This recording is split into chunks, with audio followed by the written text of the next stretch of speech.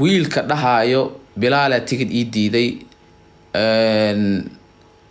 waxaasayt waxba kama jiraan aniga bilaala iyo familkeyga iyo ummadda Soomaaliyeedba waxay ka wada dharagsan yihiin ninkaasayt tigid inaan u gooyay tigidkiisa u go'ana inuu tigid soo goostay uu soo baxay ilaahay kaalintiisa qof bila aadan hasiinin aniga alla ibadbaadiyay ilaaha ii saqiray intaan aan soo noolaado ducada waalidkayga iyo ducada ummadda Soomaaliyeed intaan ku soo gaaray qof bila aadana oo ibadbaadiyay maysan jirin bastoolad muu haysan kuma soo rideenin intuu soo boodo iskuma dhigin xabada marka xaqiiqada ilaahay kaalintiisa qof bila aadana walaalayaal hasiinina ilaahay ka cabsada kaalinta ilaahay qof bila aadana hasiinina ilaahay baad xaqiraysaan ad leedahiin qof baan caawinayna allana way xaqiraysaan ilaahay xaqiraada ka anigu xabada bartaas iga soo gashay bartaas xabadu iga soo gashay hadaad arkaysaan bartaasina ka baxday xabadu halkaas iga soo gashay halkaasina ka baxday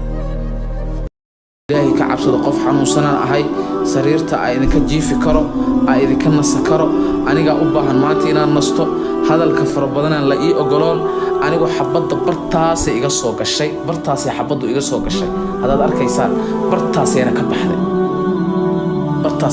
xabadu halkaas iga soo gashay halkaasina ka baxday duunteyda ayay xabadu dhaxmartay cidaan ogeyn hadda ha ogaato bartaas iga gashay bartaasina iiga baxday sabab kale ima badbaadinay ku xirnaashaha alle iyo ducada waalidkayga xataa hooyadiisan ka duceystay iska daa wax kale hooyadiisu asiga uu ka habaarsaday aniga ka duceysto ka soo duca qaatay oo asoona soo macsalaamin ana u tago macsalaamin ka soo qaatay ee ii soo duceysay oo duca uga soo tago ilaahay qof inaan been ka sheegtid ama aad tiraadid ma aragtay isheeg balwad baa leedahay sidaana tahay xataa ma ahayn waxa ina ka hadashid xataa ma ahayn run baa fiican isku sheego ina waxa xataa ka hadashid inta meel soo fariisatid ma ahayn wuxuu ahaa inta gooni u wacda aad tiraado walaalle hadaan ka khaldamay hadaan waxa ku qabtay hadaan waxa ku sameeyay hadaan waxa ku sameeynin walaalle wali diyaar baan ku ahay Turkiga wada joognaa waa ku imi waan ku soo booqanayaa caafimaadkiisa inaad ka hadashid beed run baa fiican isku sheego